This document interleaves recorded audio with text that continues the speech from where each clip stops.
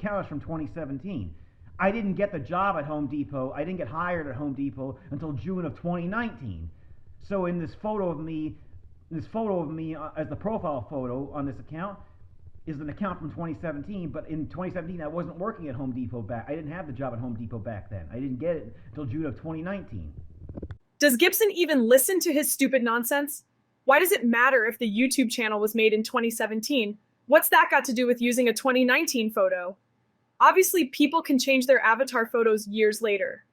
Is he really that mentally stupid to suggest otherwise? Is Gibson that much of a brainlet that he's telling everyone that nobody can ever change their YouTube avatar picture at any time? You obviously had another photo on that YouTube channel before 2019, brainlet. You're failing so hard to gaslight. You're trying to lie that you can't change YouTube avatars, when in fact people can change their YouTube avatar at any time, which is what you did on that Gman account. Jeff has been calling me a murderer long before the whole Kayla situation. He was calling me a murderer back in 2021.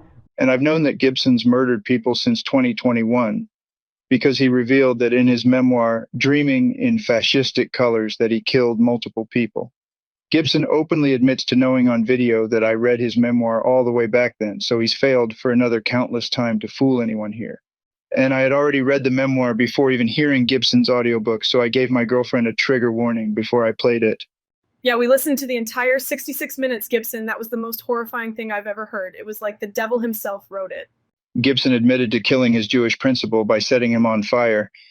I can't play it on YouTube because how Gibson describes it is too graphic and anti-Semitic, but it's in that audiobook he linked on his Gman account. However, trigger warning for everyone, I can play the part where Gibson admits to killing someone named Kevin. I would push Kevin's head underneath the seawater as he was giving me a blowjob. Kevin stopped moving after doing this for 10 minutes. Kevin had drowned. He was dead. I pulled his body from the sea and I decided to give him a blowjob. I was curious what tasting dick would be like. Big mistake. It tasted like a rock. It was nasty. I quickly got out of there and never returned to that beach. That was very disturbing. I feel so sorry for Kevin. He didn't deserve what happened to him. Mickey Gibson is so evil. Yeah, I agree, babe. Gibson always tries to take advantage of people weaker than him. And what he did to his Jewish principal and that kid Kevin was beyond reprehensible.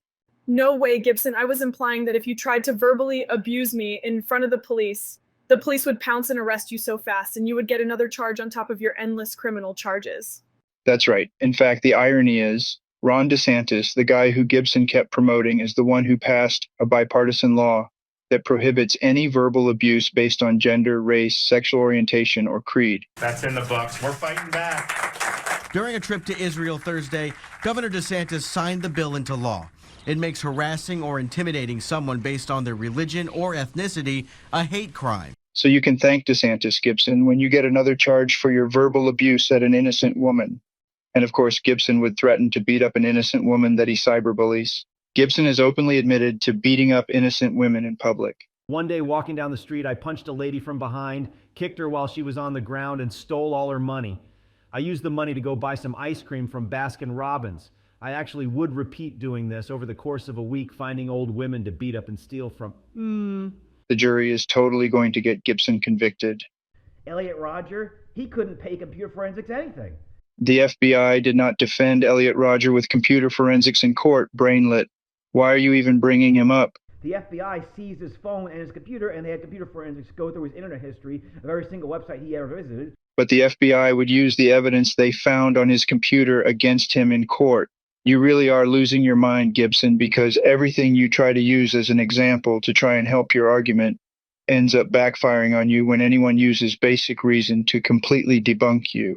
A doctor himself, as in a visual therapist, he's the one who diagnosed me with autism. Because you admit in your memoir, Dreaming in Fascistic Colors, that you were able to trick the doctor. False mental diagnoses do happen, Gibson. I was able to stage the fact I had autism because of my drug abuse. My eyesight isn't that good, so the doctor was misled into believing that was a sign of autism, and I would slur my speech and stutter to milk the diagnosis. This trickery was enough to get me the autism diagnosis. Now that we've established that audio voice recordings can, in fact, be fabricated/manufactured. So by your own illogic, Gibson, this account and your video you're speaking on here is all a deep fake. I'm just going by your own illogic, Gibson. Jeff might actually be the one behind that fake account. Does Gibson even have any proof for what he's fabricating here? No, he doesn't. Extraordinary claims require extraordinary evidence. Gibson has schizophrenia and multiple personality disorder. But this time, the authorities made me take a psychiatric evaluation. My diagnosis is a bit complex, as several mental disorders coexist in me. I am schizophrenic, I have multiple personality disorder, and I'm also a narcissist. He goes from one character to another. One minute he pretends to be someone named Mikey, who is someone who gaslights and lies about everything. Mikey, the fake personality, fabricates stories that everyone is out to get him, and then, the next minute, he goes back to his main and true personality, Mickey, which is his more honest persona, who reveals all the crimes he's committed in his audiobook.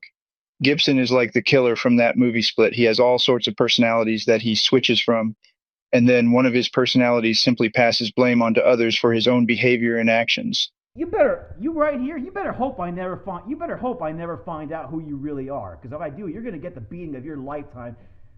I'll make you wish you were never born. This part is so funny because Gibson is basically threatening to beat himself up because that Gmail account is Gibson's, not anybody else's. My grandfather raped a 7-year-old girl who was my grandmother, and that she gave birth at 7 years old. No female